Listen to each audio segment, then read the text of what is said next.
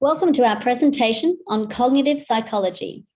More specifically, we will be looking into cognitive dispositions to respond, or CDRs. Cognitive dispositions to respond, or CDRs, is a term that was developed to describe a mental state that embraced a variety of terms. Unfortunately, it was often with a negative connotation. For example, heuristics, bias, fallacies, and errors.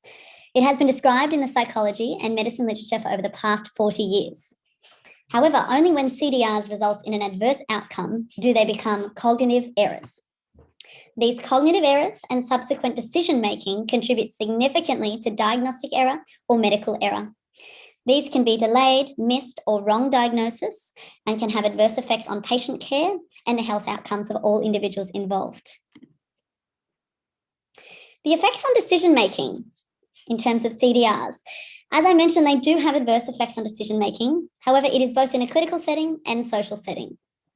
This can be seen in the unique study exploring diagnostic error and CDRs in the context of multiple choice questions done by Surrey and others in 2018. Their findings support the view that CDRs may increase the likelihood of error at any given level of clinical experience. In Australia, an estimated of 140,000 cases of diagnostic error occur each year, with 21,000 of these cases resulting in serious harm and 2,000 to 4,000 of these unfortunately resulting in death. However, in light of all these statistics, it has also been concluded that CDRs are very beneficial when time and resources are limited. Healthcare professionals really need to use these heuristics, bias, and perceptions to establish medical reasoning under such tight limitations of time restraints and resource restraints. Today, we'll be discussing 3 CDRs, the first being order effect, the second being the overconfidence bias, and the third being the fundamental attribution error. One of the many CDRs that influence decision-making is order effect.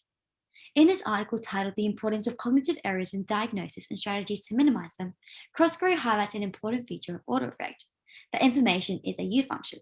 This relates directly to memory and cognition, exploring the ideas of primacy and recency at its core. Order effects suggest that clinicians often succumb to an unconscious sense of memory loss, only remembering information in a serial position effect.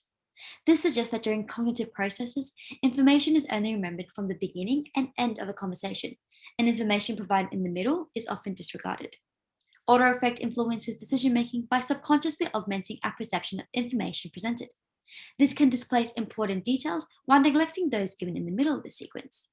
As a result, individuals will begin formulating their decisions using incomplete and insufficient information, leading to detrimental consequences. Order effect is also explored through the analysis of memory, a topic within the HSBH 1003 unit. The concept of primacy and recency in memory loss can be shown by this graph. This curve highlights the relationship between the words recalled and the position in the sequence. According to this graph, the information presented upon initial conversation has a higher recall probability.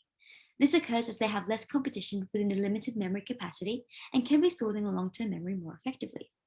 In comparison, the words encountered last experience the recency effect and are also recalled quite successfully, as they are still available in the short-term memory. Memory is a significant factor in the CDR order effect and contributes to the cognitive functioning of an individual both in a social and clinical setting. According to Cosgary, research has shown that order often has a significant influence over judgment and decision-making. He notes that in transitions of care in which information is being transferred between patients, nurses, and other physicians is being evaluated, care should be taken and give due consideration to all information, regardless of the order in which it is presented. This notion is evident within numerous healthcare professionals and within the clinical diagnostic process. For example, examining a dietitian's analysis of a patient who is presenting symptoms similar to type 2 diabetes. A patient sees a dietitian as they believe they've been experiencing some health concerns. In the initial sequence of the consultation, they present symptoms including excessive hunger and thirst. Through continued communication and at the midpoint of the consultation, they also mentioned that they've been having some issues regarding blurred vision, high blood sugar, and tingling in their hands and feet. Based on the concept of order effect, the middle sequence of information here is detailing the new symptoms has been displaced and neglected. Combining anchoring bias, the dietitian may have a high recall of symptoms initially presented and misdiagnose the patient with type 2 diabetes instead of latent autoimmune disease in adults. The symptoms that were described by the dietitian are common of type 2 diabetes, yes, yet the health professional has unsubconsciously succumbed to the trends of the serial position curve, diagnosed the patient based on what they call from the primacy and recency effect, as discussed in this presentation. If the dietitian was aware of this bias, rejected order effect, and recalled the middle sequence of information, it would be clear that the patient is suffering from LADA. Professor Simon de Guston notes that misclassification matters because it affects treatment choices and risk management. Furthermore, misdiagnosis can have psychological and financial implications, and the combination of miscoding, misclassification, and misdiagnosis may undermine measures of the quality of care and research based on routine data. Hence, it's vital that healthcare professionals employ techniques such as recording patient information instead of solely relying on their memory. The concept of order effects can also be examined in numerous everyday life scenarios unrelated to health diagnosis. This is due to the unconscious nature of the CDR and that these biases exist in a social environment as well as a clinical setting. An example of the primacy effect of this CDR can be examined in order of information on search engines such as Google. Studies by Banksback have shown that there is a greater tendency to only view websites presented in the first few pages shown. Further, he also suggests that users are more likely to read less of the on-screen information on a webcam and often read the top line and then scan vertically down the page. It can be determined that abstracts and introductions tend to remain more in short-term memory rather than the body information. In comparison to this, order effect and the notion of recency is also explored through advertising. Order effect and advertising are inadvertently related. Everyday TV viewers tend to engage in a strategy of avoiding commercials. This can be due to attention deficits or cognitive displacement. This leads to behaviour like changing channels, engaging in external conversations, and leaving the room once commercials have begun. Those who disengage tend to return before their program has commenced and are exposed to those final few commercials. Therefore, the order of information and advertisements shown last have a tendency to remain in that short-term memory of viewers and reflect trends of that serial position curve we discussed earlier. A final example of order effect can be seen in the everyday life of a student. With the movement of study online due to COVID-19, students may experience an unconscious order effect when watching online Zoom lectures. Students may log into Zoom and start their lecture. What is being said at the start of the lecture holds significant importance. However, due to displacement and dwindling attention, it is common for students to zone out, turn their cameras off, mute their microphone, and ignore the content delivered in the middle of the lecture. As the serial position curve continues, students may then unmute their microphone and show presence at the very end of their lecture to have their attendance marked. This is an example of both primacy and recency combined, and socially reflects the cognitive processes associated with this CDR. Order effect exists outside of the medical realm and extends beyond memory and cognition, influencing actual behaviour. The second CDR would be the overconfidence bias. According to Croskery, overconfidence bias is a self-attribution bias. It refers to the phenomenon that people usually think that they know more than they actually do, often without sufficient research on information on a certain topic. How might overconfidence impact upon the clinical decisions of health professionals? The decision-making process of health professionals involves determining the causes of a patient's symptoms. CAS 2017 states that health professionals who are extremely confident in their diagnosis are less likely to look for additional evidence, even when such evidence is needed, or to request the help of other professionals in order to help or benefit the patient. It has also been found that overconfidence is related to the decrease in requesting additional diagnostic tests. Therefore, the diagnostic process can come to an early conclusion and give the rise to potential diagnostic error. For example, Hansen 2020 states that emergency medicine or the emergency department has been labeled a natural laboratory for error, not because of the lack of knowledge, but due to the cognitive error. Researchers have considered overconfidence one of the main causes of diagnostic error within the health system. Kazam 2017 on page 2 defines diagnosis error as any mistake or failure in the diagnostic process, leading to misdiagnosis, a misdiagnosis, or a delayed diagnosis. Health professionals that are selective to what they pay attention when attempting to simplify information processing are more likely to make a diagnostic error. That is referred to as Chinsky 2020. Another contributor to the diagnostics era involves health professionals disregarding or failing to use the decision support system that has been implemented to help with such decisions. For example, a physiotherapist could be seen as overconfident if the diagnosis is based only in the information provided by the patient.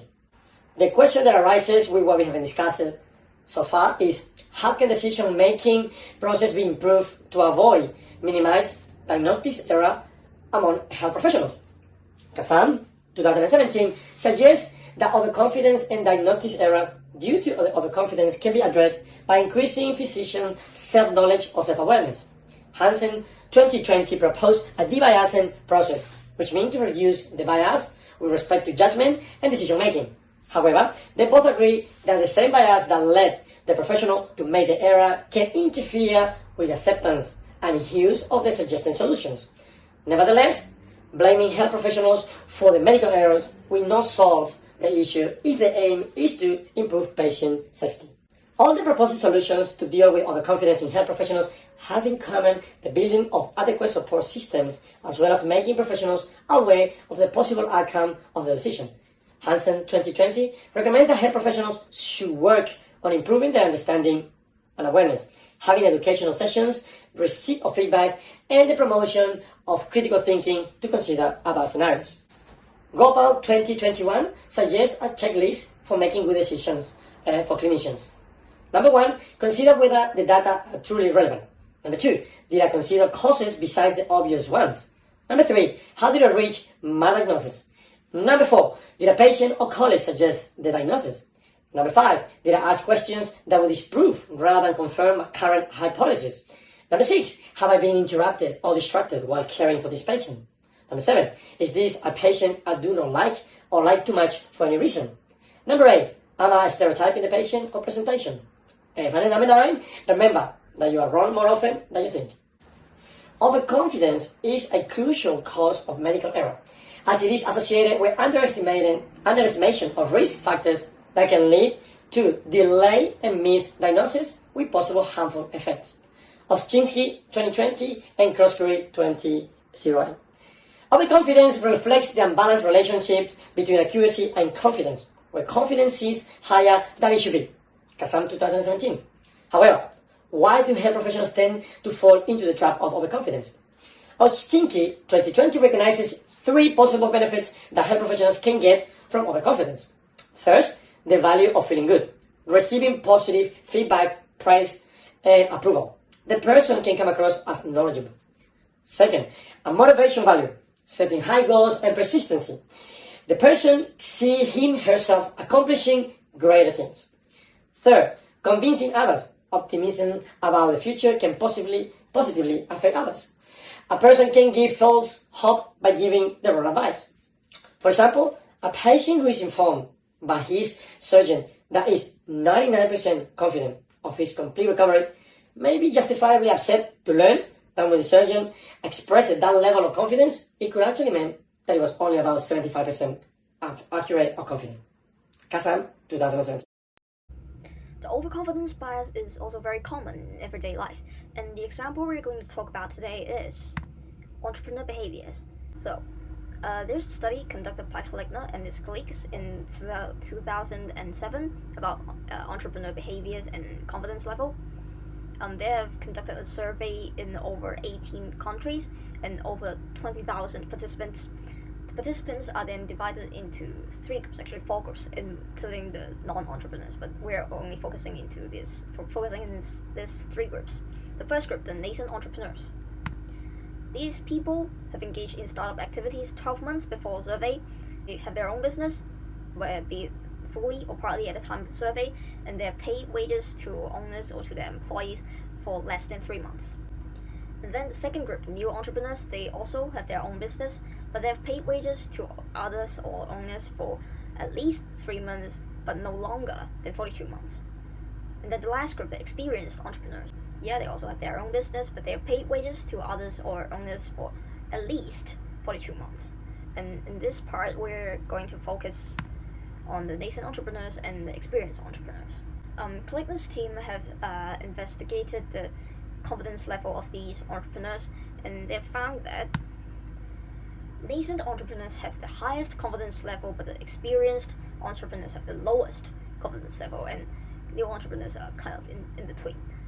And this is strange because, like, by common logic, we think that the more experience we have in one field, the more confident we are in that field, if our individual perceptions are unbiased. So this result implies that the nascent entrepreneurs are actually overly confident at their skill level in business skills, like managing their own company. So they're actually displaying their overconfidence bias. Here's an additional piece of information from the study. The study also investigated and they collect information about the business failure rate of each countries, and they compare the confidence level of each country to their business failure rate. And they found that the higher the confidence level of that country, the overall confidence level, the higher the business failure rate. So this kind of reinforces our argument that the nascent entrepreneurs are overly confident because they think they're capable in managing their companies, in running their business, but actually they're not. So eventually they'll fail, so the failure rate is high. Welcome to the third CDR for discussion, the fundamental attribution bias or error. Let's look at the animation here on the left. This distressed character is saying, "Sorry, I'm late, there was traffic." He does provide an explanation. Even though he provides this explanation, this angry character over here on the right still files a personal attack on him, saying, "You are flawed as a human being." To help me further explain the fundamental attribution error, let's watch a short video. This is George, and there is a fly in his office. He's extremely agitated by this fly, so he picks up the folder and he smacks the frame. Unfortunately for George, his boss is walking past at this moment. His boss shakes his head disapprovingly, and you can tell from his body language and his facial expression that he certainly doesn't approve of George's actions. He might think George can't handle stress or has anger management issues and doesn't have very good coping mechanisms. So as you can see, the boss hasn't taken into account all the situational factors that have gone into this event and now may see George in this light in further interactions between them. This is the fundamental attribution error. It is a cognitive bias where an observer's judgment becomes clouded, attributing the reason for a behavior to internal or dispositional attributions rather than external factors or situational attributions. For example, if someone falls over, I might label them as clumsy, whereas I didn't account for the pothole that the person actually tripped in, which would be the situational attributions. Or another example is if a student didn't hand in their homework, the teacher might label them as lazy, but the teacher didn't account for the fact that the student's bag was stolen that had the homework in it earlier that day. Unfortunately, people tend to do the opposite when explaining their own behavior, and they fall victim to the self-serving bias. This is the tendency of individuals to make internal attributions when my actions have a positive outcome, or external factors and attributions when my actions have a negative outcome. At its very worst, the fundamental attribution error is a form of blaming the victim. This is where sick people and those in unfortunate circumstances are held responsible for whatever fate befalls them. For example, patients with psychiatric conditions and other marginalized groups tend to suffer from this bias more often. Interestingly, the attribution bias is also more common in Western cultures. This is where individualism is highly valued, as opposed to other cultures where individualism is not so highly valued. Its effect on decision-making, as previously mentioned, it blindfolds us by our own assumptions in making an informed decision about the event or an informed assumption. It oversimplifies the situation, which could then lead to misdiagnosis. It can lead to overconfidence, as previously discussed, which could have adverse effects, potentially causing error. It can destroy trust and cohesion on a team, which would then affect the overall healthcare delivery, the quality of that delivery. And then also through the process of the actor-observer difference. So this is where one's own actions are externally caused and other people's behavior is internally caused. This can lead to poor judgment, misunderstanding, and disagreement, and thus influence decision-making. Another aspect is it can lead to conflict in the patient-physician relationship due to the presence of negative stereotyping and prejudice. Let's look into some examples of how the fundamental attribution error impacts on clinical decision-making. Howard discusses how Dr. Peter Attia, a general surgeon, gave a TED talk on how he committed the fundamental attribution error. Attia admits to blaming an obese woman with type 2 diabetes in need of an urgent foot amputation for her state of health. He suggests if she had eaten less, exercised more, or taken better care of her physical health, then perhaps her fate could have been avoided.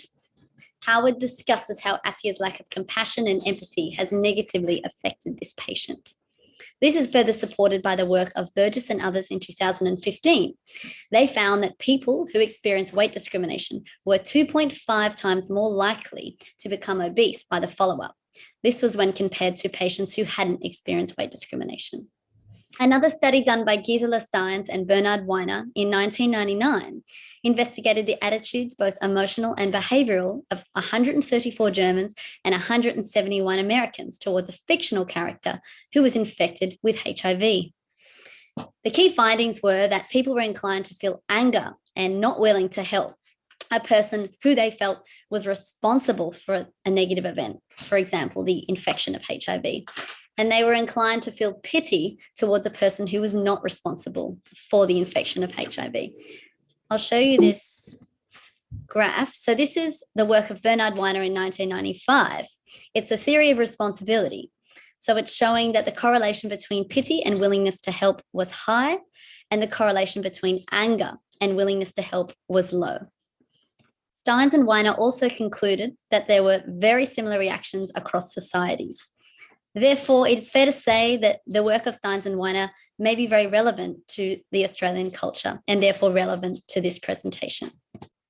Perhaps one of the most extreme cases of how the fundamental attribution bias can affect clinical decisions is seen in the adverse patient event that occurred at Mid-Western Hospital. A nurse was criminally prosecuted for the death of a patient due to the mistaken administration of an epidural drug. The nurse was subjected to significant public blame, leading to humiliation and hardship. In analysing the error, Smetser and Cohen in 2006 discovered more than 50 latent system failures that contributed to the death of the patient. The authors discussed the need to look beyond the dispositional factors that have affected this nurse so greatly and focus on the multiple system failures that often result in these medical errors.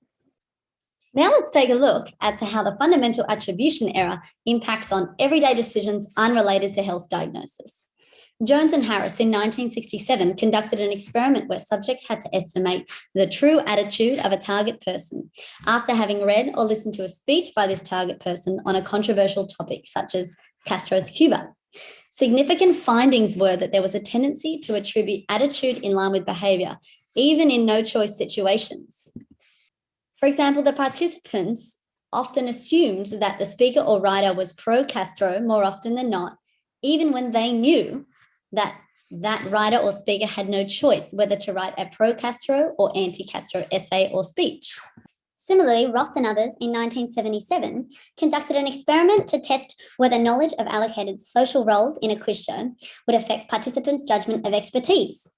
They hypothesized that the questionnaires would seem more knowledgeable to the participants than the contestants. In alignment with this hypothesis, they did find that the participants perceived the questioners to be more knowledgeable than the contestants, even if they knew that the questionnaires had devised the question themselves, and that all participants involved, both questioners and contestants, were on the same level of intelligence. The participants or observers committed the fundamental attribution error by disregarding any of the situational attributions that were involved. Lastly, let's take a look at the fundamental attribution error and its impact on everyday life in a modern setting. Stevens and others in 2009 exposed the influence of the fundamental attribution error in the results of a survey that asked relief workers from around the country, doctors, counsellors, firefighters and police officers to provide only 3 words to describe those who evacuated in advance of the hurricane and those who stayed behind. Those who left were most often described as intelligent, responsible and self-reliant, and unfortunately those who stayed behind were described as foolish, stubborn and lazy. However, it is most important to note that the fortunes of those who left tended to be much greater than of those who stayed behind. The dispositional explanations come very easy when it is just those that really command our attention. And it is so important not to ignore the situational attributions in making a decision about someone or about their behaviour. To conclude, The heuristics and biases, collectively referred to as cognitive disposition to respond, have a significant influence on our cognitive psychology and therefore our ability to make everyday decisions. These CDRs, including the three addressed today, are shortcut strategies that are said to be beneficial when time and resources are insufficient. However, they are largely associated with errors as they usually yield inaccurate results, and therefore should be avoided and prevented, especially in a clinical setting.